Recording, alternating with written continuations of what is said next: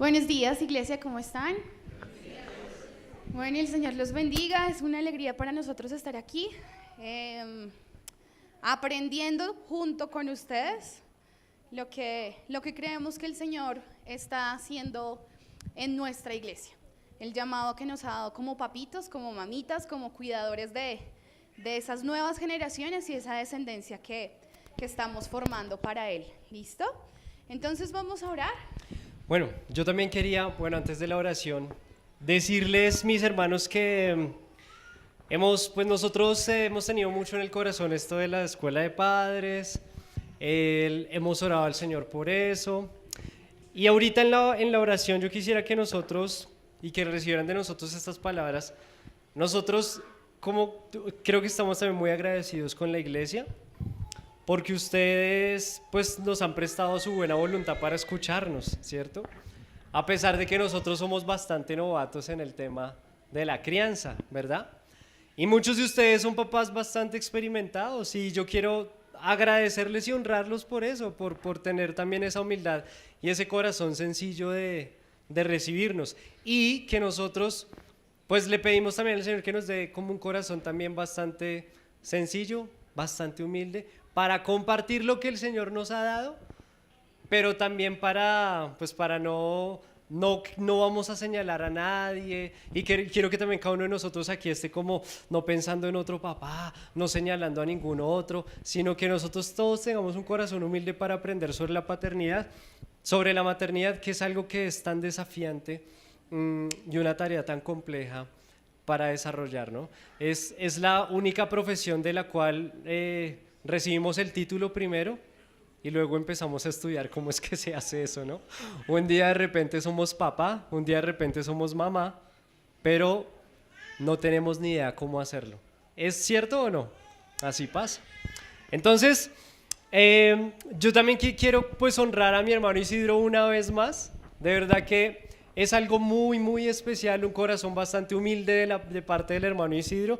Y nosotros también como esposos queremos pedirles perdón si en algún momento algo de lo que nosotros hayamos compartido por alguna razón de pronto no les haya caído bien a su corazón. Nuestro deseo es bendecir la iglesia, nuestro deseo es honrar a Dios, nuestro deseo es tener aquí un espacio muy, muy bonito para que todos aprendamos. Pero si en algún momento alguno también se ha sentido incómodo con nuestras palabras, les pedimos perdón y les pedimos que todos como que construyamos esto de la paternidad juntos, nos ayudemos unos a otros y lo hagamos con un corazón bien humilde y bien sencillo. ¿Amén? ¿Estamos de acuerdo? Bueno, entonces, vamos a orar por la palabra esta mañana.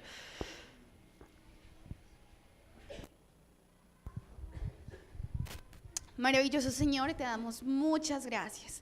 Eres tú nuestro Dios, eres tú nuestro Creador, eres tú, Señor, el que nos ha dejado ese manual, esos planos, ese diseño divino, Señor, para nosotros conducirnos en esta tierra, Señor. Sabemos que hay muchas cosas en las que fallamos, Señor, pero también sabemos que está tu guía, tu dirección, tu Espíritu Santo para enseñarnos, para acompañarnos, para animarnos, Señor, para mostrarnos el camino correcto también a través de tu hermosa palabra y lo que tú has dejado dispuesto para nosotros, Señor. Hoy como familias en Dios, Señor, como padres, madres, abuelos, tíos, primos, Señor, toda una comunidad, Señor, nos presentamos delante de ti diciéndote, Señor, necesitamos tu sabiduría, necesitamos, Señor, conocimiento de ti, necesitamos, Señor, que tu voluntad y tus planes sean revelados a nuestra vida para que nosotros podamos conducirnos bien y conducir bien a nuestros hijos y a las siguientes generaciones, Señor. Ayúdanos a ser una iglesia relevante, ayúdanos a ser una iglesia firme en tus caminos, con unas familias arraigadas y cimentadas en tu verdad, Señor, que no son como las olas del mar que se mueven con el viento, Señor, sino que son como esa casa edificada en la roca, que aunque vinieron las lluvias, las tormentas, aunque vinieron los vientos fuertes, Señor, nada pudo derribarla porque estaba cimentada sobre ti, Señor. Ayúdanos Ayúdanos a hacer esas casas, ayúdanos a hacer esas familias, ayúdanos a hacer esos hogares, Señor, que si bien no somos perfectos, Señor, buscamos tu presencia para crecer, para avanzar, para aprender, Señor. Tenemos mucho que aprender, Señor, nos hemos equivocado muchísimo, pero hoy nos queremos acercar a tu palabra y pedirte, Señor, que tu Espíritu Santo nos enseñe, Señor, que sea tu verdad la que brille en esta mañana, Señor, que no sea sabiduría de hombres, que no sea simplemente experiencias humanas, Señor, sino que tu verdad sea revelada a nuestros corazones y tu Espíritu Santo nos enseñe, nos dirija, nos muestre en qué debemos trabajar, en qué debemos corregirnos, en qué debemos esforzarnos, qué cosas debemos cambiar. Señor, habla a nuestras vidas, por favor, y convéncenos de lo que tú tienes para nosotros. Por favor, pon un espíritu de unidad, de armonía, y que como iglesia, Señor, podamos crecer juntos porque somos tu cuerpo, Señor, y queremos bendecirte y honrarte con la forma en que nos conducimos y vivimos también aquí como congregación y comunidad, Señor. Enséñanos, por favor, en esta hora, dirígenos y háblanos a través de tu palabra y de tu Espíritu Santo. En el nombre de Jesús, amén. Bueno, mis amados, entonces, si tuviéramos una oración que hacerle a Dios por nuestros hijos, ¿cuál sería la petición? Y de paso les dejo el título de una canción que se llama Mi Oración, o se llama Oración, de Santiago Benavides. Oración por mis hijos, ¿ves? Esa. Oración por mis hijos de Santiago Benavides, es una gran canción, si la pueden apuntar ahí, la van y la escuchan en su casa. Qué gran enseñanza les va a dejar esa canción. Pero muchos de nosotros pedimos como, bueno, Señor, que sean muy inteligentes, que sean muy buenos, que sean muy juiciosos, que, bueno, obedientes, que mi hijo sea obediente, que no sea rebelde, Señor. Bueno, esta enseñanza hoy se llama, Señor, que mis hijos te amen. ¿Cómo se llama la enseñanza? Y esa yo creo que va a ser la oración que vamos a hacer al final de esta enseñanza. Pero antes de eso, o para empezar, queremos ir a Génesis 18-19. Es un texto que ya hemos compartido aquí varias veces. Ha sido un texto que Dios a mi esposa y a mí nos dio antes de casarnos. Desde que éramos novios, nos marcó con esta palabra.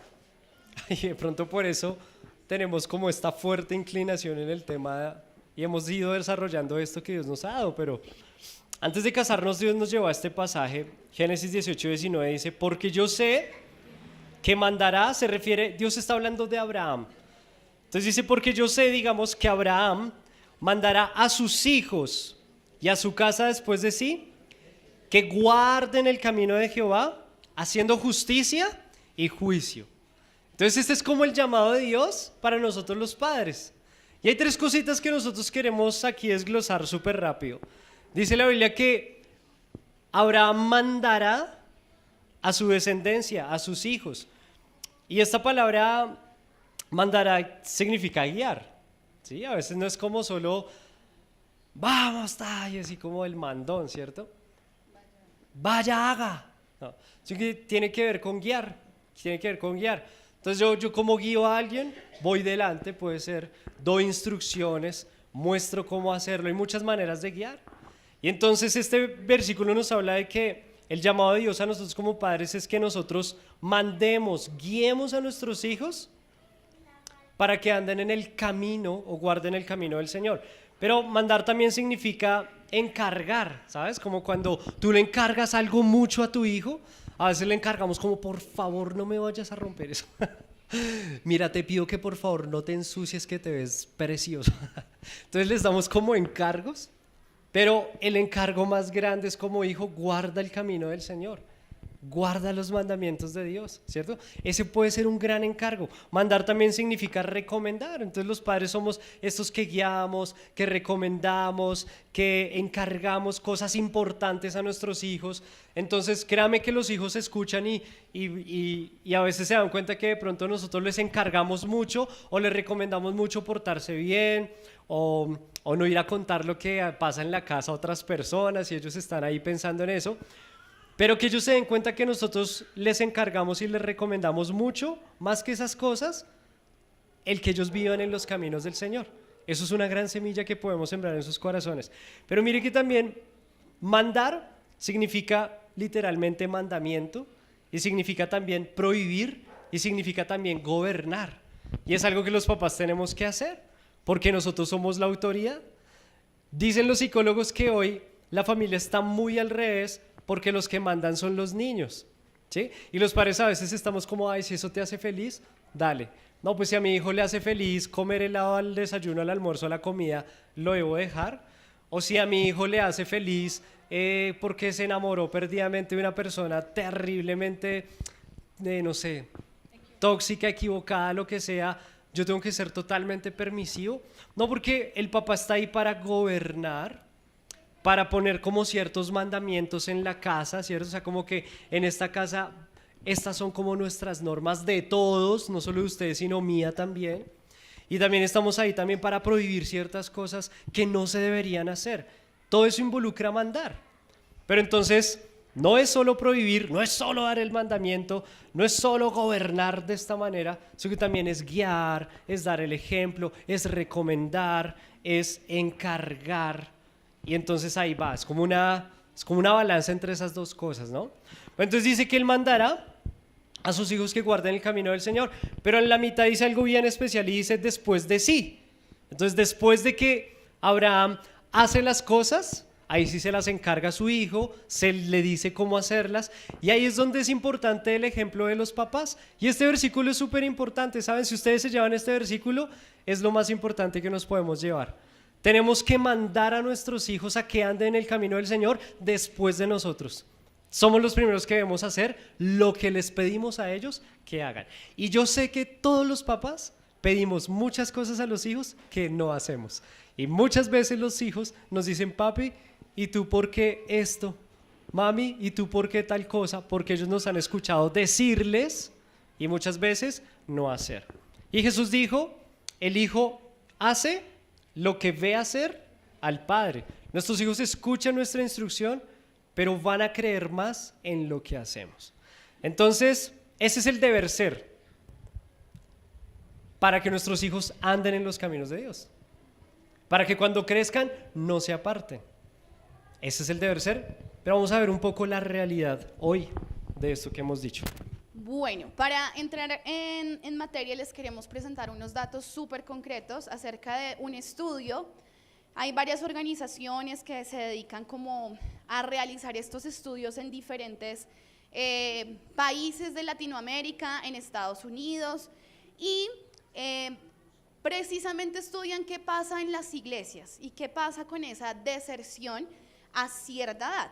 Entonces los datos que ellos encuentran más o menos es que después de los 15 años, el 60% de los adolescentes ya se han desconectado de su iglesia. Pero es una desconexión no física necesariamente, sino que el chico sigue viniendo con sus papás, de pronto porque a los 15 años todavía hay una autoridad firme de su papá que lo hace venir acá a la iglesia, pero su corazón probablemente hace tiempo que ya se desconectó, que viene porque efectivamente lo obligan o que viene porque le toca, pero en su corazón ya se ha desconectado de la iglesia. Entonces, ¿qué pasa después? Que más o menos de estos 60% de chicos, cuando llegan ya a los 20 años, son chicos que ya no tienen ninguna conexión espiritual, ni con la iglesia, ni con Dios, ni con nadie. ¿Por qué? Porque ya tienen la autonomía y la capacidad de decir, ya no voy, no me interesa, no quiero volver, eso no es para mí. Y ya el papá, pues difícilmente a los 20 años podrá decirle, vamos a la iglesia, y el hijo va a decir sí señor o sí señora. Probablemente a esa edad ya es muy complicado, y por eso más o menos hacia los 20 años ya hay como una ruptura completa de estos chicos, y dicen que son chicos que probablemente se van para nunca más volver. Y finalmente entre el 45 y el 48% de jóvenes dejan la iglesia después de su primer año de universidad para nunca regresar. Entonces, más o menos siempre hemos dicho que los chicos llegan a la universidad y como que Ese es un quiebre y ahí vienen como las teorías y las enseñanzas como humanistas y antibíblicas, y sí, eso es cierto, pero pensamos que es a partir de eso que ellos abandonan la fe. Pero este estudio lo que nos está diciendo es, eso sucede muchísimo antes. O sea, eso no sucede a los 20 años, a los 18 años cuando entró a su primer semestre de la universidad. Eso ya venía en su corazón, incluso antes de sus primeros años de adolescencia, y ahí es como la oportunidad que ellos tienen finalmente para tomar la decisión de apartarse. Entonces es como decía uno de los autores del estudio, que es como un boleto que tienen comprado y es solo la oportunidad para usarlo, pero que ya ese es como el panorama que traían de mucho antes. Entonces, más o menos a los 9 años, decía una autora que estamos leyendo que se llama En defensa de la fe de nuestros hijos, dice que más o menos a los 8 o 9 años se empieza a definir la moral. Y que es a esta edad que, por ejemplo, los niños y las niñas toman decisiones como importantes. ¿A qué equipo de fútbol, por ejemplo, voy a apoyar en determinado caso? ¿Sí? Toman partido frente a la vida. Más o menos inician hacia los 8 o 9 años. Ellos van a empezar a decir, yo quiero hacer esto, o no quiero hacer esto, o esto no me parece, o esto sí. Empiezan a tener posturas. Mientras están pequeños, la voz de los papás es la que cuenta. Si el papá le dice que el cielo es rojo, el niño va a pensar que el cielo es rojo y nadie lo va a sacar de ahí porque es lo que le enseñó su papá, es lo que le enseñó su mamá. Pero más o menos a esta edad ya se empiezan a cuestionar, ya se empiezan a preguntar, ya empiezan a formar su propia cosmovisión del mundo y se van apartando de a poco de esa cosmovisión de los papás, que era en la que estaba. Y más o menos hacia los 13 años se presentan la mayoría de experiencias de salvación, ¿sí? Como que de pronto son esos momentos en los que de pronto recibió el llamado, o de pronto tiene la intención de bautizarse, o es cuando está escogiendo si de pronto servir en la iglesia. Son esas experiencias, esos llamados como con Dios puntualmente, más o menos hacia los 13 años. Entonces, viendo este panorama, pues nos entristecíamos mucho porque decíamos, Señor, ¿qué está pasando con nuestras iglesias? ¿Qué estamos haciendo nosotros como iglesia para de alguna forma contrarrestar estas cifras? Solo hace falta vernos, ver a nuestras familias, echar una mirada hacia atrás y ver a todos los que hemos perdido por el camino, ¿sí?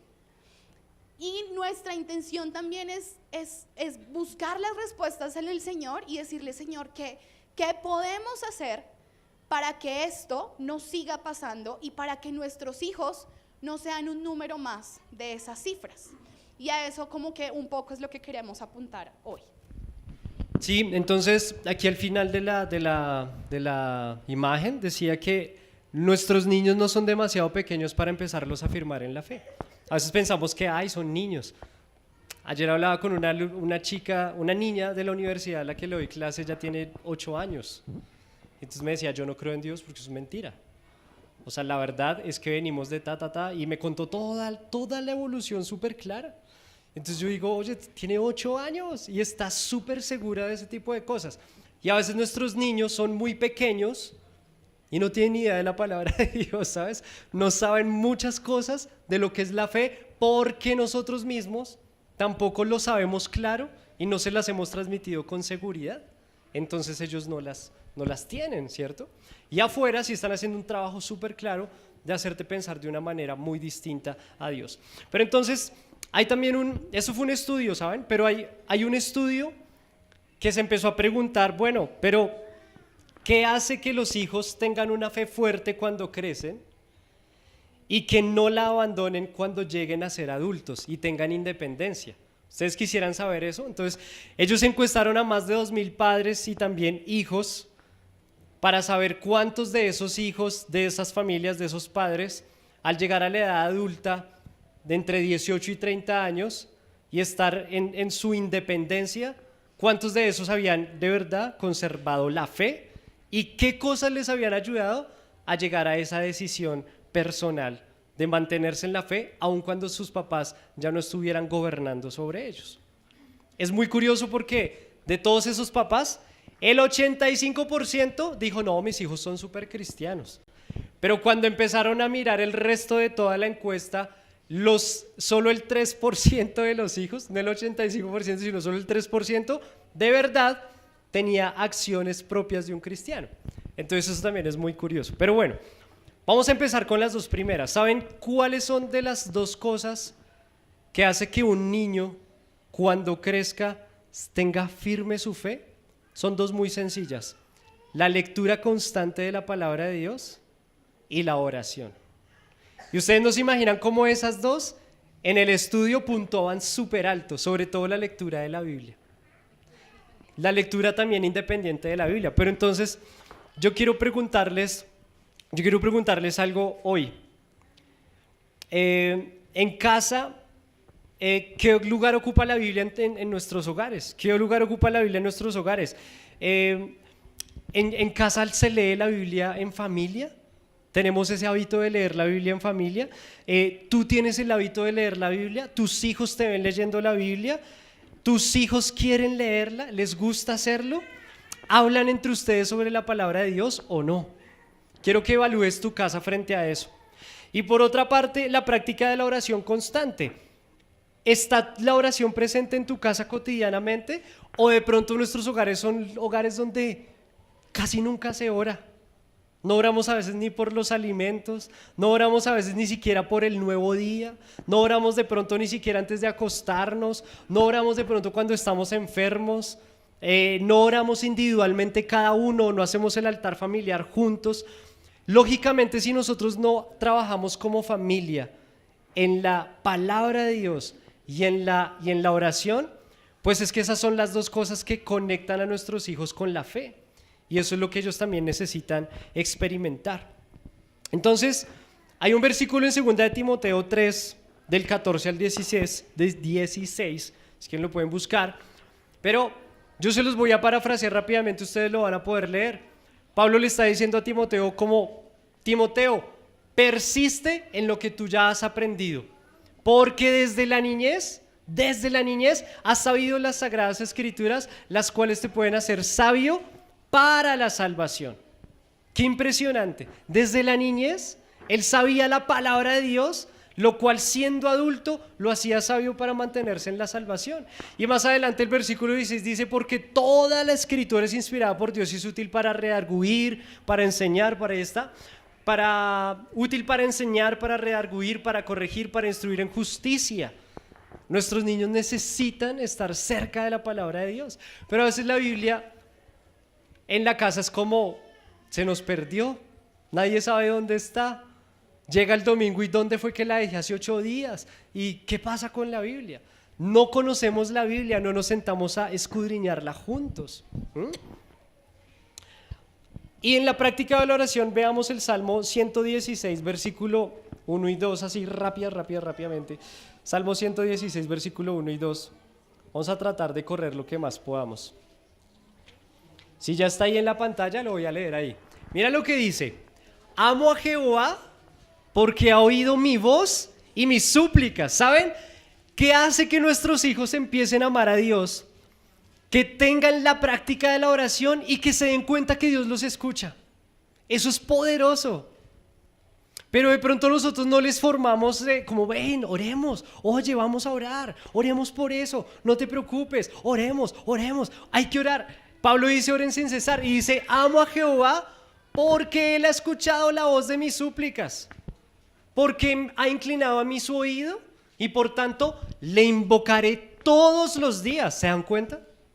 Y yo creo que estas dos cosas ha sido el testimonio que ha ocurrido con mi vida.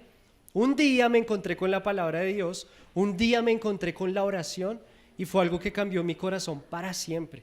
¿Sí? O sea, yo tengo una convicción de mi fe como adulto, pero ha sido por esas dos cosas principalmente.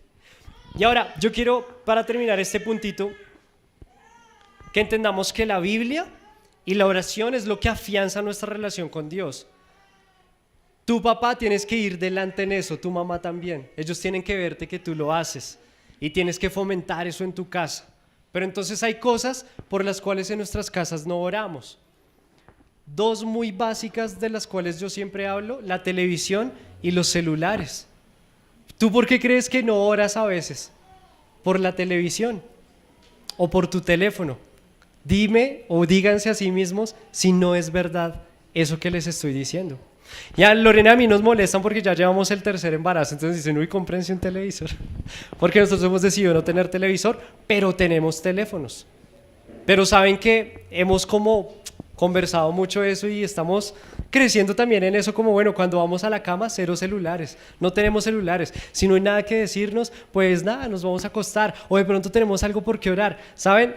Qué bueno que los esposos, cuando los niños se acuestan, no tengan el televisor al frente, sino se tengan el uno al otro para compartir su intimidad física, espiritual y emocional, para conversar, para saber cómo estamos, para orar por cosas. ¡Qué importante! Pero el televisor es nuevo y el celular también, y nos hemos vuelto tan dependientes de esto, pero ¿cómo vivían las generaciones anteriores? Si de pronto usted no quiere tener tantos hijos, usted sabe que tiene métodos para no tenerlos, pero el celular y el televisor no es uno para eso, ¿cierto? Entonces, de verdad los animo. Si usted tiene su televisor ya dañado, viejito, no sé, bótelo, puede ser. No compre otro, no se endeude, no saque un préstamo, están caros, no compre, no lo necesita. Usted puede prescindir del televisor. Nuestros abuelos y muchas generaciones antes vivieron sin televisor y eran también felices. Entonces piensa en eso, porque televisión, entretenimiento, celular rompen nuestra relación con Dios y nuestras relaciones en familia, y eso nos hace súper daño. Vamos a ver otras más.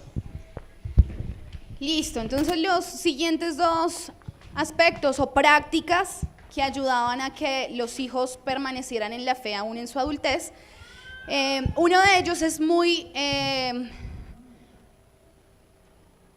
bueno, ahorita les voy a contar de eso. Vamos a empezar con involucrarse en el servicio, en la iglesia. Y resulta que a veces a nuestros hijos les vendemos un cristianismo teórico, ¿cierto? Y hay que hacer esto, y el pastor dice que hay que hacer esto, y los profes de escuela dominical hay que hacer esto, y en la casa podemos saber la teoría, pero ellos no están viviendo un Dios real, no están viendo, no están experimentando que en su casa hay algo real. Entonces eso, cuando los tienen la oportunidad, pues dicen como que eso era un cuento que me contaban mis papás, pero pues ya crecí, ya no creo en esos cuentos. En el colegio dicen eso, que son mitos, ¿no? Que la Biblia, mitos, fábulas. Entonces, como que uno crece y deja de creer en Papá Noel, en el ratón de los dientes, y así nos pasa con Dios. Y crecemos y dejamos de creer en Dios como uno de esas leyendas más. Entonces, la dificultad de esto está precisamente en que si yo quiero que mis hijos hagan algo, tengo que hacerlo yo. Y por eso es que ser papá y ser mamá es tan difícil. Porque si yo quiero que ellos aprendan algo, tienen que verlo en mí. Y si no, ellos no lo van a hacer por más que yo se lo repita todos los días. Entonces, en el tema de involucrarse en el servicio, a veces nosotros les mostramos una iglesia de consumo, una iglesia a la que vamos los domingos un ratico, escuchamos la palabra y nos vamos, ¿sí? Una iglesia en la que hay una reunión especial, vamos a ver qué nos dan y volvemos a la casa. Pero la iglesia debe ser ese lugar en el que nosotros podamos ejercer algún tipo de servicio. No solo seamos consumidores, sino que nuestros hijos vean que nosotros somos los que también ayudamos a construir la iglesia, los que también ponemos de nuestro tiempo, de nuestra energía, de nuestros recursos para bendecir a otras personas. Entonces el servicio no es solamente como, no sé, una obligación que nos exigen los pastores o los líderes y que venga a la reunión, que le gustaría hacer esto, y nosotros como que no. Pero nuestros hijos, que están viendo que la iglesia es un lugar en la que vamos a un ratico y nos devolvemos a la casa y ya, eso es todo, un ratico en la semana. Pero no están viendo un lugar vivo, un lugar donde se reúne la comunidad de Cristo, el cuerpo de Cristo, donde crecemos como iglesia, donde trabajamos para bendecir a otros, donde cada uno aporta sus conocimientos, sus saberes, sus recursos para que la iglesia crezca y podamos, por ejemplo, ser una iglesia relevante en nuestra comunidad, en nuestra sociedad, que nuestro barrio nos reconozca como una iglesia importante, no como el grupo de locos que se reúnen allá todos los domingos y que pues ni nos afectan nada, ni como que ni nos ayudan, nada, como que están allá en su cuento. Entonces, nosotros mostrémosle a nuestros hijos que la iglesia es un lugar para servir. Hace poco teníamos una reunión con un grupo de personas y les decíamos, nada ayuda a crecer tanto a los hijos como el servicio en la iglesia. Y yo les contaba y les decía, yo no era capaz de decir una palabra en público. Y si me hubieran dicho que yo iba a estar acá un día enseñando algo, yo les hubiera dicho, no, están locos, yo no puedo. Porque yo tenía pánico en muchas cosas y la iglesia me ha permitido crecer y ha sido la oportunidad para poner en marcha muchos de esos talentos que el Señor ha dado. Entonces a los hijos les cuesta, en la adolescencia cuesta. La primera vez que yo me subí a esa batería, yo estaba en crisis, o sea, era terrible, ¿sí? Y el Señor ha usado todo eso para ayudarnos a crecer. Entonces que nuestros hijos vean que la iglesia es un lugar agradable, que vean que es un lugar en el que vamos a trabajar, a servir a otros, a bendecirlos. A veces nuestros hijitos nos dicen como que el que les ayudamos, donde llevamos los cables, y ellos están ahí involucrándose de a poquito en ese trabajo, ¿sí? Entonces, el servir en la iglesia involucra más a los chicos que solo ir como asistentes.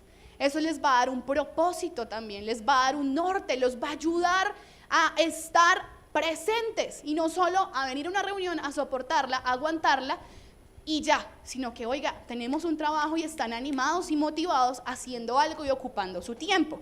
Entonces, preguntas para que nos llevemos. ¿Tus hijos te ven sirviendo con amor, respeto y cuidado en la iglesia? ¿Reniegas de tu iglesia delante de tus hijos? A veces, ay no, ay esa reunión, ay no ahora. Y los hijos están recibiendo todo eso, que la iglesia es carga, que la iglesia, que fulanito en la iglesia, que me habló, que me dijo, y están recibiendo todas esas malas percepciones de nuestra iglesia. ¿Sirven tus hijos en la iglesia? ¿De qué manera los podemos empezar a involucrar? ¿De qué manera los podemos empezar a animar? ¿Sí? Y vamos a ver dos versículos súper rápidos. Uno está en Lucas 2, del 45 al 51, y es el relato de Jesús en el templo. Entonces es cuando Jesús a los 12 años se pierde de sus papás y dice, pero como no le hallaron, volvieron a Jerusalén buscándole.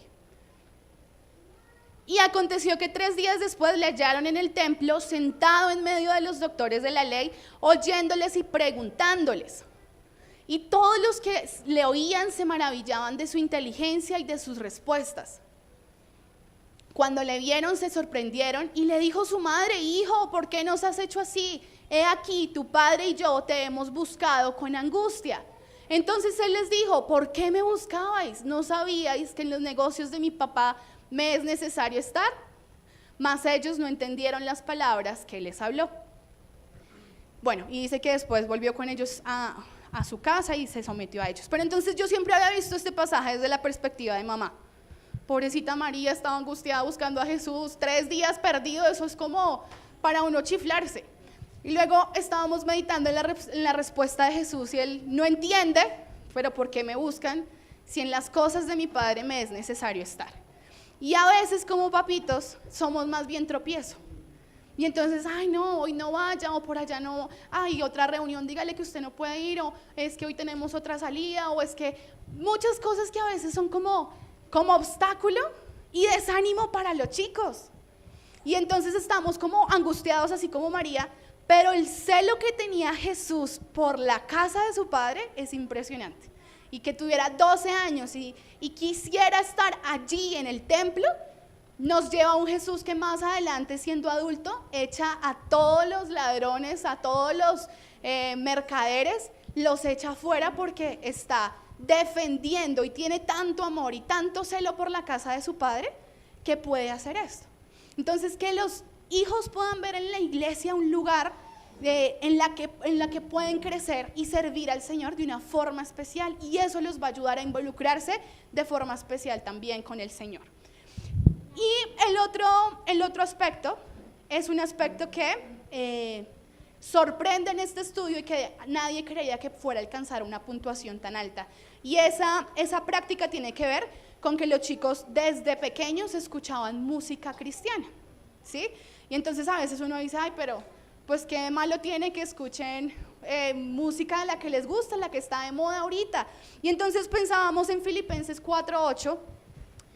Y Filipenses 4:8 dice, en todo lo bueno, en todo lo justo, en todo lo honesto, en todo lo verdadero. Si hay algo digno, si hay algo como admirable, en esto pensad. Y entonces llegábamos a la conclusión, ustedes lo están viendo ahí en pantalla para que lo tengan también en sus notas, de que la música nos alimenta el pensamiento. Entonces imagínense que yo estoy escuchando, no sé, canciones que me hablan de sexo, de alcohol, de drogas. ¿Será que yo voy a estar pensando en guardarme para el matrimonio, tener una familia? Seguramente no. Si yo estoy escuchando, no sé, perversión moral, yo no voy a estar pensando en guardarme para un esposo, por ejemplo, ¿sí? Entonces, esto va alimentando, es una canción y los chicos nos dicen, pero ay, es una canción, no quiere decir que yo voy a salir a hacer lo que dice la canción. Ellos dicen eso, ¿no? Y es como su defensa, ay, pero ¿qué malo tiene? Pues sí, pero... Y aparte que la música actual ya ahorita es súper vulgar, ya ni siquiera es de doble sentido, ya el sentido está súper explícito, es súper directo, es súper... Y todo eso lo están consumiendo, y eso está en sus mentes, y eso los alimenta. Entonces, todo ese contenido que reciben desde su infancia, ¿ustedes han visto las fiestas infantiles cómo son? No, esas fiestas infantiles son, mejor dicho, una rumba, pero yo creo que... Entonces uno dice, ¿cómo en una fiesta infantil hay ese tipo de prácticas? ¿Cómo están creciendo los niños? Esa es su cultura desde pequeñitos. ¿Qué va a pasar cuando lleguen adultos? No, pues van a seguir en eso. O sea, ¿qué le estamos dando a consumir a nuestros hijos? ¿Sí?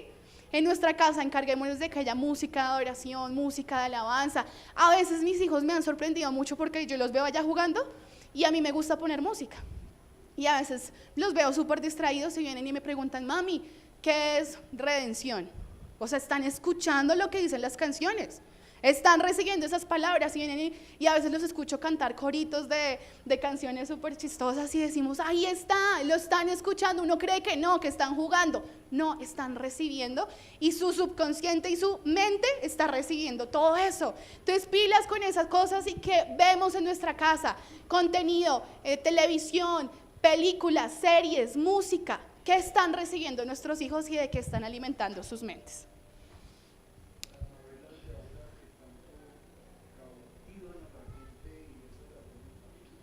Eso.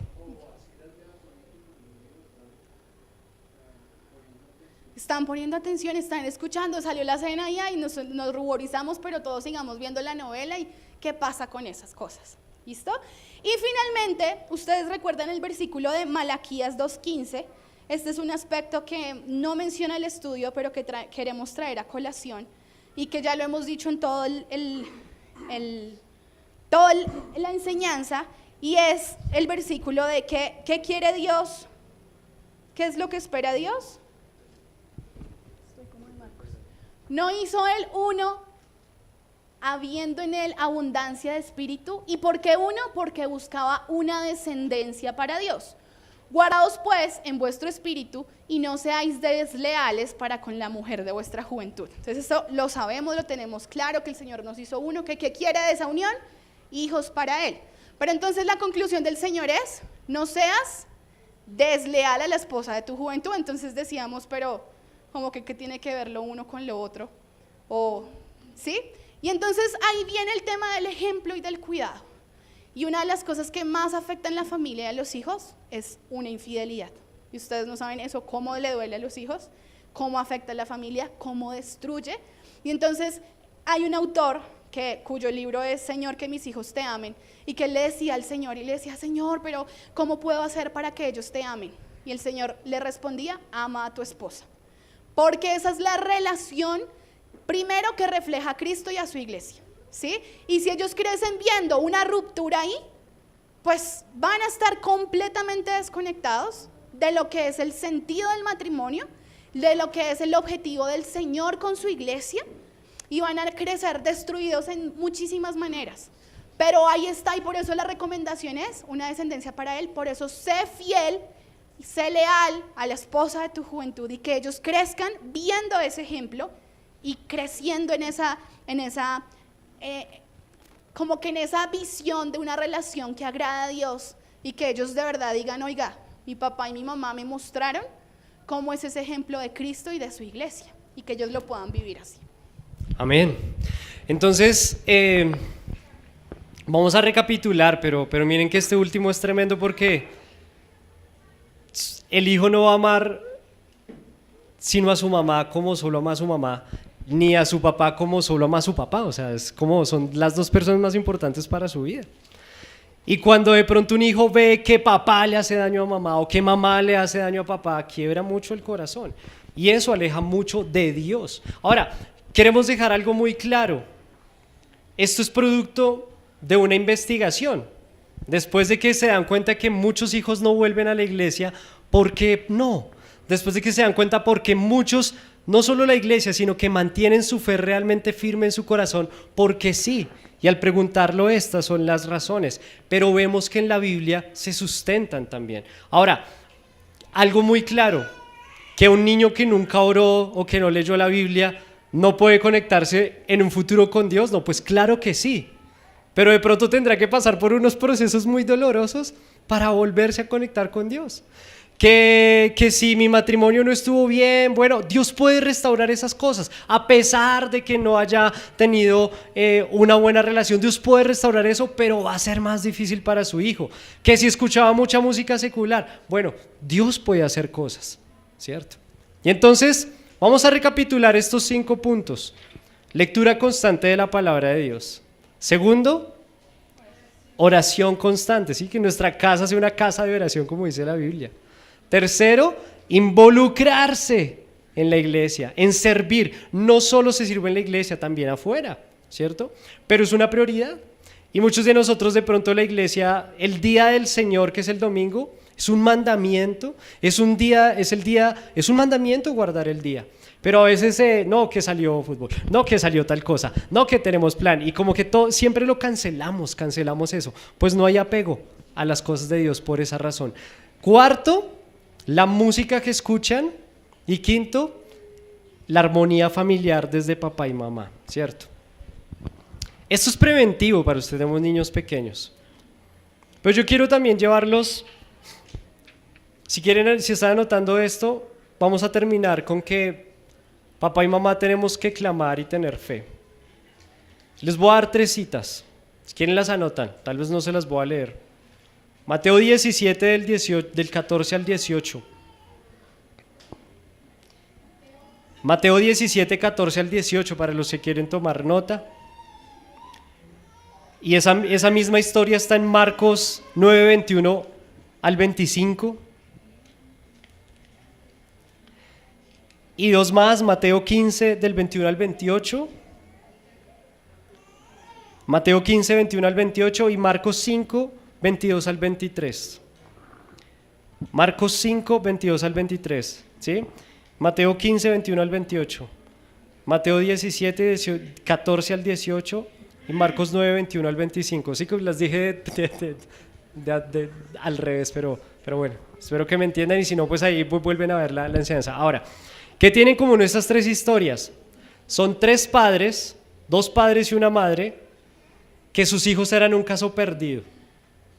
Uno estaba endemoniado, la otra estaba tan enferma que terminó muriendo, estaba muerta, y el otro creo que también es un hijo poseído por un demonio, ¿sí?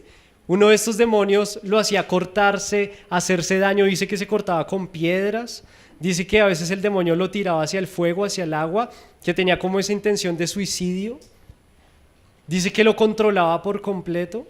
Yo quiero que pensemos en nuestros hijos y yo quiero que hoy hagamos un tiempo de clamor, porque estas 5 cosas que hemos compartido, qué bueno si las hacemos, pero si de pronto no las hicimos, o si de pronto las hicimos pero no salió bien, o si de pronto nuestros hijos parece que fueran un caso perdido, pues es que al final son del Señor y nosotros tenemos que clamar por la vida de ellos.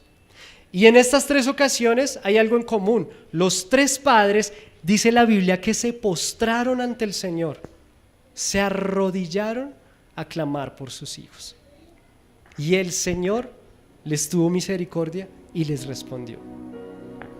En uno de ellos, que es el de Mateo 17 y el de Marcos 9, en Marcos 9 Jesús le dice al Padre, cree solamente. El Padre le dice, Señor, creo, pero ayúdame en mi incredulidad. Porque a veces nos cuesta, vemos a los hijos tan mal, los vemos tan lejos de Dios, que nos cuesta mucho creer que Dios puede hacer algo. Pues entonces, hoy para terminar, yo quiero invitarlos a que oremos y a que clamemos por nuestros hijos. Aun si no son un caso perdido, pero no sabemos qué puede pasar, que clamemos por ellos. Dios quiere escuchar nuestro clamor. Y ahí está la parábola de la viuda y el juez injusto. Y ella le rogaba y le decía al juez injusto que por favor le hiciera justicia. Pero al final de todo esto, fíjense que el Señor dice: ¿acaso Dios no responderá a sus escogidos que claman a Él de día y de noche? Y me preguntaba con mi esposa: ¿hay algún ejemplo bíblico de un hijo descarriado que vuelve? Y ahí está la parábola que el Señor Jesús nos contó, la parábola del hijo pródigo. Y yo quiero que nosotros pensemos que sí, Dios puede hacer milagros. Y de pronto ese hijo que escuchó mucha música que no le bendijo, ese hijo que de pronto no aprendió a orar, ese hijo que no aprendió a leer la palabra, ese hijo que tal vez no logró nunca involucrarse en el servicio, ese hijo que de pronto vio graves dolores y heridas por el matrimonio, y que de pronto muchas otras cosas lo llevaron a negar completamente la fe, y pensamos que es un caso perdido. Al que cree, todo le es posible. El pastor nos recordó que día: ¿no te he dicho que si crees verás la gloria de Dios? Entonces yo quiero que oremos hoy, pero además queremos hacerle una invitación. Este miércoles o todos los miércoles nosotros tenemos intercesión.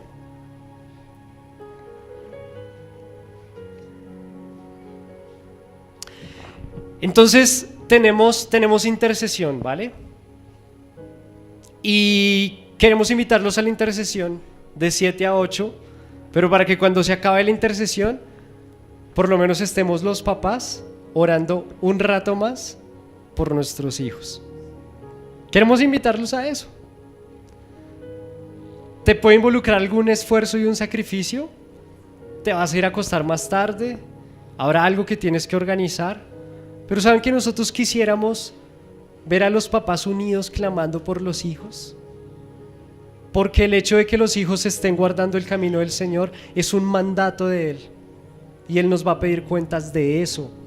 Él nos pide cuentas de cómo están nuestros hijos delante de Él, porque no son nuestros, son suyos, y nos los dejó encargados para que ellos caminaran en los caminos del Señor. ¿Ustedes recuerdan lo que le dijo la hija de Faraón cuando encontró a Moisés en el agua? La hermana de Moisés venía persiguiendo esa canasta, y cuando ella vio que era un niño y lo vio todo hermoso ese Moisés, ella lo abrazó y dijo: lo voy a llamar Moisés y lo voy a adoptar. Y la hermana va ahí y toca a la señora, esta hija del Faraón, y le dice: señora, esta mujer no tenía ni idea que eran hermanos, pero le dice: señora, ¿quiere que le busque una mujer para que lo amamante y se lo cuide? Y ella dice: sí, está bien. Y ella se lo lleva a su propia madre. Pero mire que hay una palabra que dice esta hija de Faraón. Le dice: cuídamelo, cuídalo por mí, edúcalo por mí y yo te lo pagaré. Y yo quiero que nosotros pensemos que esas son palabras de Dios para los padres. Que Dios te está diciendo a ti, papá y mamá: cuídamelo, yo te lo entrego, cuídalo para mí, edúcalo para mí, yo te lo voy a pagar. Y quiero invitarlos a que de verdad el miércoles nos reunamos a clamar por nuestros niños, por nuestros hijos adultos. Dios puede hacer milagros. ¿De verdad nos estamos arrodillando para pedirle al Señor la salvación de nuestros chicos? ¿De verdad estamos dejando este tremendo aparato a un lado para clamar por la vida de nuestros hijos? Hay que tomar una decisión. Y yo quiero invitarlos a que nos unamos como papás a orar por la vida de nuestros hijos, porque nunca los vamos a convencer, pero Dios sí lo va a hacer. Y si ustedes quieren hoy arrodillarse, empecemos hoy. Humillémonos delante de Dios y pidámosle a papá por la salvación de nuestros hijos. Párense, arrodíllense. Yo lo quiero hacer de rodillas porque fue como lo que vi en los textos bíblicos. Los 3 papás lo hicieron. Hagámoslo. Padre, aquí estamos, Señor, y no queremos que esto sea solo un símbolo, Señor. Queremos aprender a humillarnos delante de ti como papás, Señor. Queremos reconocer que necesitamos de tu ayuda, que de pronto algunos de nosotros pensamos que nuestros hijos han sido un caso perdido, Señor. Que se encuentran demasiado lejos de nosotros, Señor. Que se encuentran demasiado lejos de tu palabra, que se han desconectado de tu voluntad, Dios. Pero en esta mañana, Señor, como papás nos humillamos y te decimos: Señor, ten misericordia de mi hijo, ten misericordia de mi hija. Yo quiero que ahí donde estás nombres a tus hijos y a tus hijas. Le diga: Señor, mira, a mi hijo le pasa esto, a mi hija le pasa esto, mi hijo lucha con estas tentaciones, mi hija está involucrada en estas cosas, Señor. Yo no puedo hacer nada, Señor, estoy manicruzado, no tengo cómo ayudarlo, Señor. Ayúdalo tú, Señor.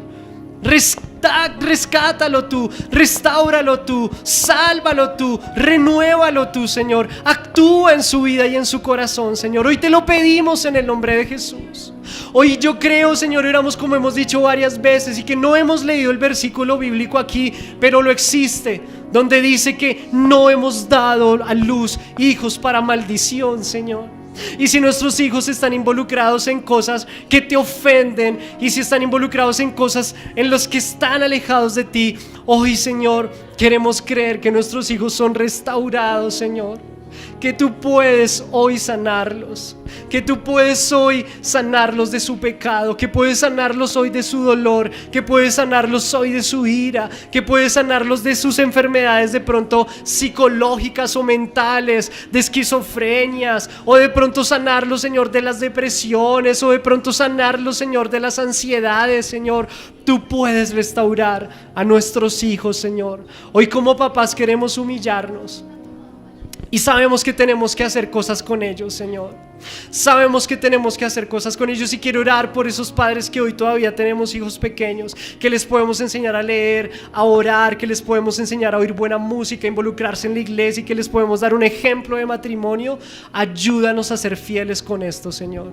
Y oramos, Señor, para que restaure los corazones de aquellos hijos que por alguna razón se apartaron, pero aquí se va a unir una iglesia y un grupo de padres, Señor, para pedirte que esos pródigos vuelvan, Señor, que esos hijos perdidos vuelvan, Dios, que esos hijos quebrantados vuelvan a casa, Señor, y no solo vuelvan a una iglesia, vuelvan a ti, Señor, vuelvan a abrazarte, vuelvan a creer en ti, vuelvan a darte su vida. Hoy estamos aquí para pedírtelo, Señor, porque tú eres el Dios que puede restaurarnos, Señor. Muchas gracias, hermoso Dios, y te alabamos en este día, en el nombre de Jesús.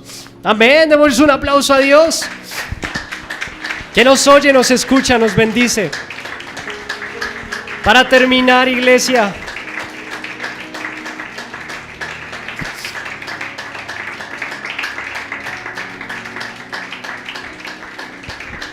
hay unos jovencitos de nuestra iglesia que están presentando ICFES hoy. Vamos a orar por ellos. Son Sara y Dana. ¿Estoy en lo cierto? ¿Y alguien más? ¿En ICFES? Bueno, oremos por ellos y vamos a comer empanaditas, ¿listo? Señor, hoy te presentamos, Señor, a Sara y a Dana, Señor. Hoy te damos gracias porque ellas hoy se encuentran allí en alguna institución presentando su examen, Señor. Te pedimos que las guíes, que les des mucha sabiduría, que ojalá tengan un buen resultado, que Dios en tu voluntad les permitas hacer un buen examen y ellas sean muy bendecidas también en esta experiencia. Guárdalas, cuídalas, Señor, protégelas, Señor, que puedan regresar a su casa en bendición, Señor, y que sea una buena experiencia para sus vidas y seguramente para su ingreso a la universidad y a otros procesos educativos, Señor. En el nombre de Jesús, muchas gracias. Amén y amén. Bueno, iglesia, Dios los bendiga y ya saben que tenemos un refrigerio. Vamos a compartir.